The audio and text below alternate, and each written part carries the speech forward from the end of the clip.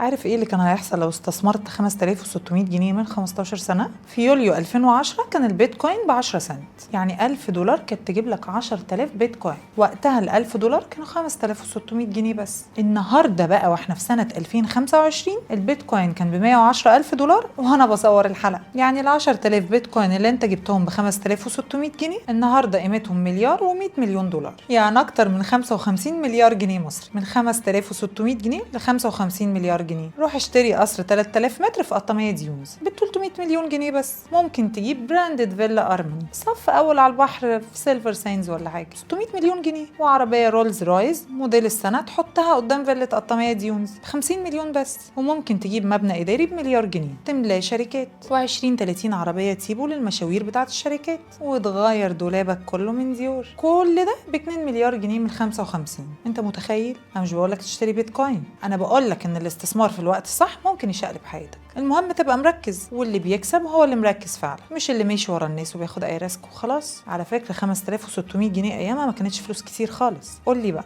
لو معاك ال 55 مليار جنيه هتعمل بيهم ايه؟